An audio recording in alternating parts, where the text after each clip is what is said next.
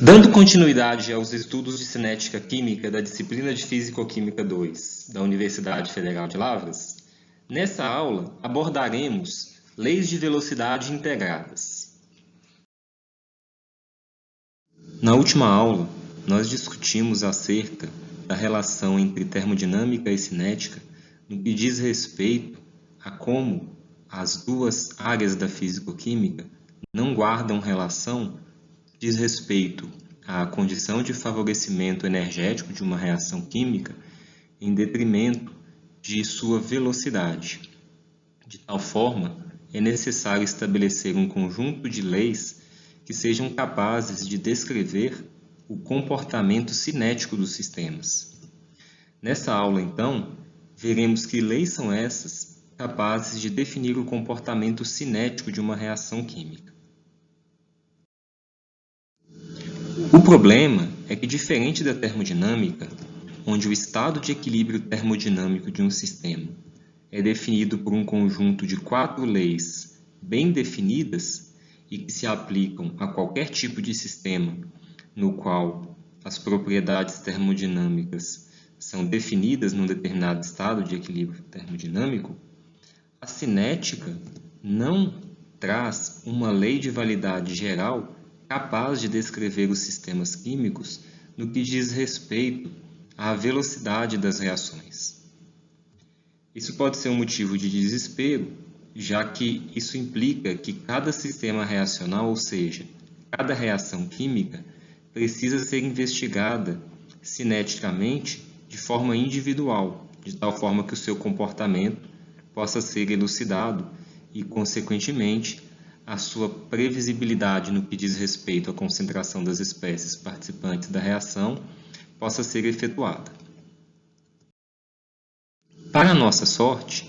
boa parte das reações químicas apresentam um comportamento geral no que diz respeito a como a velocidade da reação depende de alguns parâmetros específicos. Dessa forma, considere, por exemplo, uma reação genérica onde diferentes reagentes se combinam entre si para formarem os produtos. Nesse caso, os reagentes A, B e L, com coeficientes estequiométricos -A, -B e -L, dão origem aos produtos C e D com coeficientes estequiométricos C minúsculo e D minúsculo, respectivamente. A partir de um instante inicial, um intervalo de tempo t decorre de tal forma que uma concentração de cada espécie se estabelece no sistema final, definindo uma concentração específica nesse tempo t para cada uma delas. A temperatura e pressão constantes é geralmente observado que a velocidade instantânea da reação em um dado instante de tempo t depende de uma constante K e das concentrações das espécies que participam da reação. Nesse caso, K é definida como a constante de velocidade da reação química e é uma função da temperatura, enquanto que os fatores ou os termos exponenciais aos quais a concentração de cada espécie está elevado são denominados de ordens parciais de reação. Essas ordens parciais de reação podem ser números inteiros, mas também podem ser números fracionários, de tal forma que a soma dessas ordens parciais determina a ordem global da reação. O importante de se mencionar nesse caso é que não há nenhuma relação entre os coeficientes estequiométricos da reação química com os valores das ordens parciais de reação. E aí está o pequeno problema no que se refere à validade das leis de velocidade. É que cada fator de ordem parcial para cada reação química precisa ser determinado de forma experimental. Vejam, por exemplo, as reações químicas a seguir. Na primeira delas, óxido de nitrogênio reage com oxigênio molecular para formar o dióxido de nitrogênio. Nesse caso, A lei de velocidade da reação é dada pela constante K de velocidade multiplicada pela concentração de óxido de nitrogênio elevado ao quadrado e multiplicado pela concentração de oxigênio elevado a 1. Vejam que, neste caso, as ordens parciais de reação para cada um dos componentes corresponde ao módulo do coeficiente estequiométrico dessas espécies na reação química. Entretanto, para a segunda reação, onde pentóxido de dinitrogênio se decompõe em oxigênio molecular e dióxido de nitrogênio, cuja lei de velocidade é dada pela constante K para a velocidade dessa reação, multiplicada pela concentração do N2O5 elevado a 1, não há uma correspondência entre o valor da ordem parcial de reação referente ao pentóxido de nitrogênio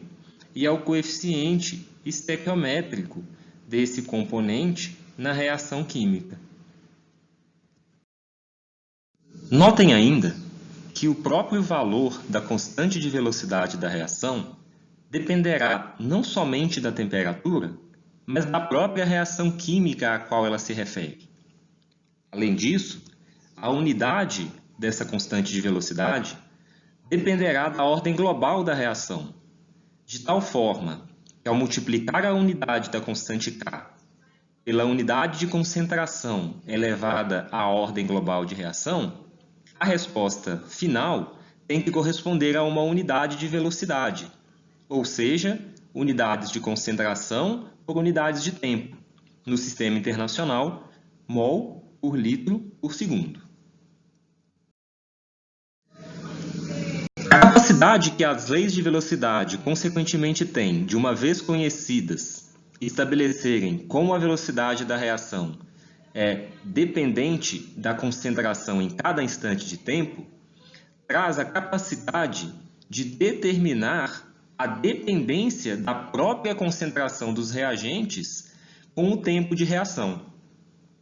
Então, no primeiro momento, para além de determinar experimentalmente a lei de velocidade de uma reação química, tópico que será tratado nas nossas próximas aulas, nós então, a partir de agora, tentaremos compreender como, conhecida a lei de velocidade de uma reação química, será possível prever a variação da concentração de cada espécie no tempo. Então, como faremos isso? Se observarmos que a lei de velocidade de uma reação nada mais é do que a relação matemática que estabelece o valor da velocidade instantânea de reação em um dado instante de tempo, como função do valor da concentração das espécies químicas que participam daquela reação nesse mesmo instante de tempo, nós podemos substituir o valor de V de t pela definição desse parâmetro que vimos na última aula, ou seja, 1 dividido pelo coeficiente estequiométrico da espécie I, que multiplica a taxa de variação da concentração dessa espécie com o tempo. Fazendo isso, encontraremos uma equação, dita nesse caso uma equação diferencial, cuja resolução informará como a concentração da espécie I depende do tempo t. Notem que, para resolver a equação diferencial associada a uma dada lei de velocidade, o primeiro membro da equação, d concentração de dt, precisa ser expresso em termos de uma espécie específica. Além disso, no segundo membro, é necessário que a concentração de certas espécies químicas sejam expressas em termos daquela mesma espécie escolhida para o primeiro membro. Caso contrário, não será possível resolver a equação diferencial, que tem que ser tratada resumidamente em termos de uma variável e de diferenciais dessa mesma variável. Notem, então, que quanto mais complexa a equação diferencial, nós teremos um mecanismo de resolução um pouco mais complexo, e isso, logicamente, dependerá da ordem parcial da reação. Entretanto, mais do que isso, é necessário estabelecer algumas condições importantes para realizar a integração de tais leis de velocidade, de tal forma a obter a concentração da espécie variando com o tempo. A primeira delas é que a temperatura do sistema tem que ser constante, para que a constante de velocidade também o seja. Além disso, é necessário que o volume de reação ao longo do tempo seja constante, de tal forma que a definição V de T igual a 1 sobre o coeficiente estequiométrico vezes D concentração de D de T também seja verdadeira. Finalmente, para os casos que avaliaremos a partir de agora, é necessário que a reação seja irreversível, no sentido de que ela ocorra preferencialmente e predominantemente em um único sentido, o que é verdade para reações com constantes de equilíbrio muito elevadas. Dessa forma, apenas a reação química direta ocorre, mas a inversa não. Nesse curso, ao longo dessa aula, nós investigaremos quatro tipos específicos de leis de velocidade para os quais realizaremos a integração de forma a obter a dependência da concentração com o tempo, sendo elas as leis de velocidade em que a constante é multiplicada pela concentração de uma dada espécie elevada a 1, a concentração de uma dada espécie elevada a 2, a concentração de uma espécie A vezes a concentração de uma espécie B e, de forma mais geral, a concentração de uma espécie A elevado a N. Vamos começar pelas leis de velocidade da forma V de T igual a K vezes concentração de A, ditas reações de primeira ordem. Nesse caso, vejam que a ordem parcial do componente A é a própria ordem global da reação. Nesse caso, para uma dada reação química, então, em que A é convertida em B, nós podemos definir a lei de velocidade experimentalmente definida como K vezes concentração de A e igualar essa expressão à definição de velocidade, como já discutimos anteriormente. Nesse caso, visto que a lei de velocidade depende da concentração do componente A, é interessante expressar V de T em termos desse mesmo componente, onde, nesse caso, o sinal negativo refere-se ao coeficiente estequiométrico negativo do reagente. Fazendo a devida substituição na lei de velocidade, nós encontramos essa equação diferencial, que pode ser um pouco simplificada, tomando K' como o produto entre K, a constante de velocidade, e A, o módulo do coeficiente estequiométrico. Vejam que essa equação diferencial pode ser facilmente resolvida por um processo de separação de variáveis, onde os termos contendo concentração de A foram colocados no primeiro membro da equação, enquanto que os termos constantes e contendo a variável t foram colocados no segundo membro da equação. Vejam que a resolução dessa equação diferencial, então, agora, pode ser feita integrando-se ambos os membros da equação entre dois estados, um estado inicial 1 e um estado final 2. Fazendo isso, a resolução dessa integral resulta como resposta no ln da concentração de A no tempo 2, dividido pela concentração de A no tempo 1, igual a menos a constante K', que multiplica a diferença entre os tempos T2 e T1. Vejam que, nesse caso, a resolução das integrais referem-se a integrais definidas, que são relativamente simples e você pode recordar em tabelas de integrais, ou mesmo lembrando que essas são integrais bastante comuns que utilizamos nas aulas de termodinâmica. Vejam, entretanto, que para ganhar um significado mais apropriado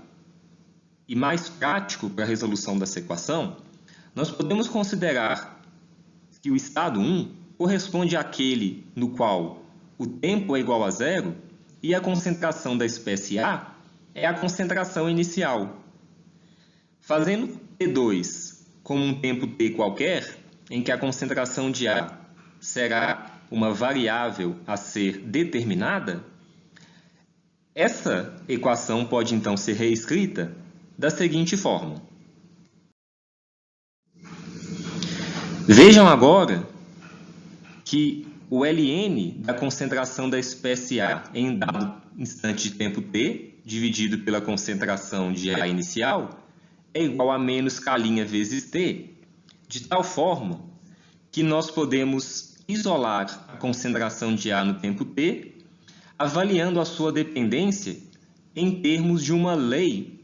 que depende da concentração inicial do componente, da constante K', que é a constante de velocidade multiplicada pelo coeficiente estequiométrico A, negativo, vezes o tempo de reação. O comportamento desse tipo de equação, então, de dependência da concentração de A em função do tempo, foi representado para uma situação hipotética em que a concentração inicial do componente é 1 mol por litro para uma constante K' de 50 segundos a menos 1. O comportamento gráfico a seguir mostra o decrescimento exponencial da concentração da espécie A em função do tempo, descrita pela equação obtida a partir da integração da lei de velocidade de primeira ordem. E nós podemos realizar um processo de linearização dessa equação aplicando o logaritmo natural a ambos os membros da equação, de tal forma que o ln da concentração de A no tempo t torna-se igual ao ln da concentração de A no tempo inicial menos K' vezes t. Notem que um gráfico do ln da concentração de A no tempo t em função do próprio tempo t terá como curva ou como representação gráfica uma reta cujo coeficiente linear é o ln da concentração de A inicial, enquanto que o coeficiente angular é o negativo da constante K'. Um parâmetro importante que aparece relativo a leis de velocidade com reações que seguem leis de velocidade de primeira ordem refere-se ao tempo de meia-vida, que é o tempo necessário para que a concentração da espécie caia pela metade a partir de um instante de tempo inicial. Para encontrar o tempo de meia-vida,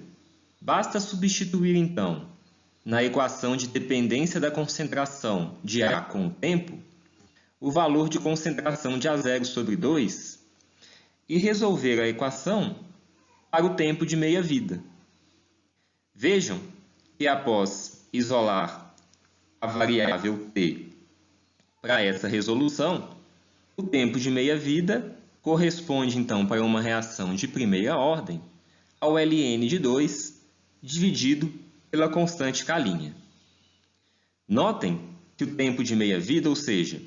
o tempo para que a concentração diminua pela metade, independe do valor da concentração inicial, de tal forma que para qualquer valor de concentração de A no instante t igual a zero, o tempo necessário para que a concentração seja reduzida pela metade será sempre o mesmo. Uma aplicação bastante interessante do conceito do tempo de meia-vida, aplicada a reações químicas que seguem cinéticas de primeira ordem, é o de datação radiométrica. Esse conceito é bastante utilizado em processos de datação de fósseis e de rochas e foi também utilizado, empregado para a determinação da idade do planeta Terra. O conceito baseia-se então na reação de decaimento radiotópico do urânio-238 a chumbo-206, que segue uma cinética de primeira ordem. cujo tempo de meia-vida é de 4,47 vezes 10 elevado a 9 anos. O que se fez, então, foi determinar a relação entre os teores de chumbo 206 e urânio 238 em minerais antigos do planeta Terra, comparando-os com teores inalterados de chumbo 206 presentes em meteoritos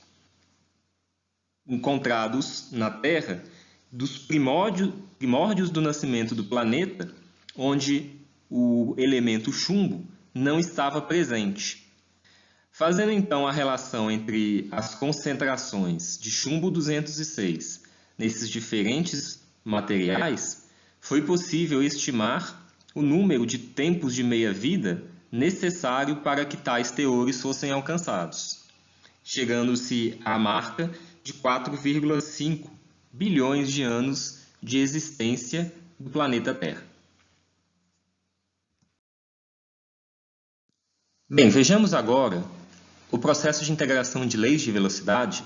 para reações ditas de segunda ordem. Nesse caso, nós investigaremos leis de velocidade do tipo K vezes concentração de A elevado ao quadrado e K vezes concentração de A vezes concentração de B para uma reação química genérica em que A mais B reagem para formar o produto C. Nesse caso, nós temos então diferentes metodologias de integração para cada uma dessas leis de velocidade, visto que, como discutimos, a integração da lei de velocidade a fim de determinar a concentração de uma espécie em função do tempo depende da equação ou da expressão que descreve a lei de velocidade. Vamos começar então pelas leis de velocidade do tipo K vezes concentração de A elevado ao quadrado. Realizando a mesma série de procedimentos que temos realizados para encontrar a equação diferencial que precisa ser resolvida, nós temos então que a velocidade de reação expressa em termos da concentração do componente A tem que ser igual a K vezes concentração de A ao quadrado, onde novamente K' pode ser tomado como K vezes A, e a equação diferencial a ser resolvida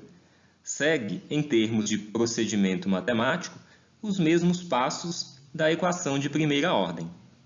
Realizando a separação de variáveis, temos que 1 sobre a concentração de A ao quadrado vezes D concentração de A tem que ser igual a menos K' dt. Realizando então a integração entre dois estados 1 e 2, teremos como resposta que 1 sobre a concentração de A no tempo 1 menos 1 sobre a concentração de A no tempo 2 tem que ser igual a menos K' vezes D. Realizando as mesmas considerações acerca das concentrações das espécies nos tempos 1 e 2, podemos então simplificar ou encontrar uma equação um pouco mais prática que tem a seguinte forma. Nesse caso, a concentração de A no tempo t também pode ser expressa explicitamente em função do tempo, e a representação gráfica para essa função, tomado concentração de A inicial igual a 1 mol por litro e constante K' igual a 50 litros por mol por segundo, é mostrada a seguir, em que o decaimento da concentração de A no tempo t, em função do tempo t, parece, a uma primeira vista, similar àquele obtido pelas reações de primeira ordem. Entretanto, se compararmos com a curva obtida para a concentração de A inicial de 1 mol por litro por segundo e K' igual a 50 segundos a menos 1 para a reação de primeira ordem, veremos que o tempo necessário para que a concentração da espécie A se aproxime de zero foi menor do que aquele para a reação de segunda ordem. Deve ficar claro, entretanto, que não significa que uma reação química de primeira ordem é mais rápida do que uma reação química de segunda ordem, visto que o que determinará o valor das constantes de velocidade, fatores importantes na determinação da velocidade de uma reação química, estão determinados por processos que ocorrem no nível mecanístico da reação, ou seja, processos complexos que ocorrem entre moléculas em nível molecular. Dessa forma, há de se ter muito cuidado ao se expressar ou se comparar valores de velocidades de reação que apresentem diferentes leis de velocidade. Discutiremos mais adiante no nosso curso que tipo de aspectos devem ser levados em consideração nesse tipo de comparação. Continuando então com alguns aspectos gráficos das curvas de reações de segunda ordem, vejam que nós podemos tomar a forma linearizada da reação de segunda ordem do tipo K concentração de A ao quadrado a partir da própria equação obtida da integração. Se nós plotarmos um gráfico da concentração, do inverso da concentração de A no tempo t, em função do tempo t, a curva obtida é uma reta, cujo coeficiente linear é 1 sobre a concentração de A inicial, enquanto que o coeficiente angular é a própria constante K'. O tempo de meia-vida para reações de segunda ordem também pode ser determinado, considerando aí os mesmos conceitos que já discutimos na reação de primeira ordem. A substituição de concentração de A no tempo t por concentração de A inicial sobre 2 resulta que o tempo de meia-vida para reações de segunda ordem do tipo K concentração de A ao quadrado é igual a 1 sobre a concentração de A inicial vezes K'. Ou seja, nesse caso, temos uma dependência do tempo de meia-vida com a concentração inicial do reagente. Quanto maior a concentração de reagente no instante de tempo t igual a 0, maior será o tempo necessário para que a concentração dessa espécie se reduza à metade. Avaliaremos agora a integração de leis de velocidade de reações de segunda ordem, cuja lei de velocidade é do tipo K concentração de A vezes concentração de B. Nesse caso, os primeiros passos serão exatamente iguais àqueles que temos feito para a integração das demais leis de velocidade. Vejam que agora a equação diferencial a ser resolvida depende não só da concentração de A, mas também da concentração de B, de tal forma que para obter o resultado dessa equação diferencial, será necessário expressar a concentração de B como função da concentração da espécie A. Isso pode ser feito utilizando-se as relações estequiométricas da reação química, que dizem que a variação da concentração de cada reagente dividido pelo seu coeficiente estequiométrico tem que ser constantes. E dessa forma, a concentração de B pode ser expressa em termos da concentração de A, dos coeficientes estequiométricos e das concentrações iniciais de cada componente. Por simplicidade, tomando A e B iguais a 1, a equação diferencial que precisa ser resolvida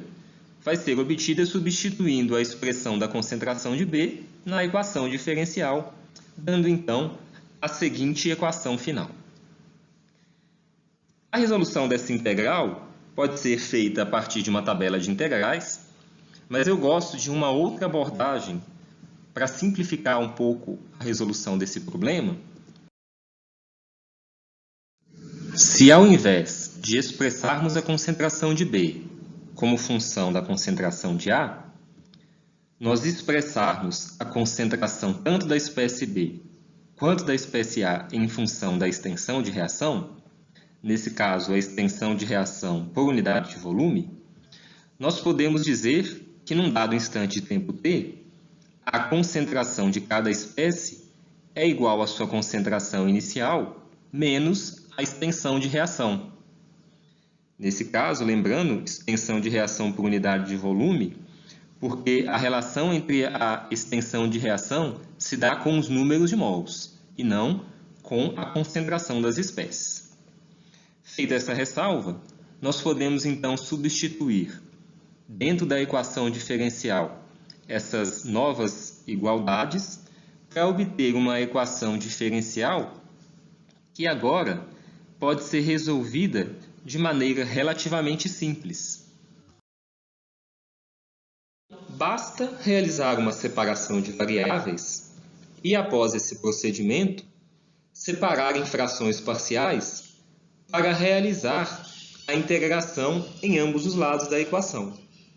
Após alguns passos, chegaremos a uma dependência entre a concentração das espécies B e A ao longo do tempo t, em função do tempo t. Notem uma equação bem mais complexa do que aquelas que temos obtido para as demais ordens de reação. Vejam ainda que essa relação é válida se as concentrações de B e de A nos tempos iniciais são diferentes uma da outra. Caso contrário, se a concentração de B inicial e a concentração de A inicial forem iguais, nesse caso, para cada instante de tempo t, as duas concentrações também terão o mesmo valor, já que elas estão relacionadas pelo coeficiente estequiométrico da reação química, nesse caso, assumindo igual a 1, tanto para a espécie A quanto para a espécie B. De tal forma, a lei de velocidade da reação química se reduzirá à forma do tipo K, concentração de A ao quadrado, cuja lei de velocidade integrada resulta na expressão que já discutimos. A despeito da maior ou menor complexidade das leis de velocidade das reações químicas, o que eu espero que tenha ficado claro nessa aula é que a integração das leis de velocidade fornecerão a dependência da concentração da espécie com o tempo,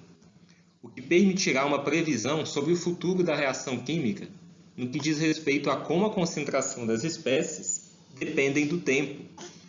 E, consequentemente, só será possível realizar tais integrações de lei de velocidade se a lei de velocidade for conhecida, o que, como vimos, só pode ser feito de forma experimental. Assim, reconhecendo a importância de se obter tais leis, é preciso obter agora um conhecimento sobre como isso pode ser feito, e esse será um tópico da nossa próxima aula. Até a próxima aula, então. Bons estudos a todos.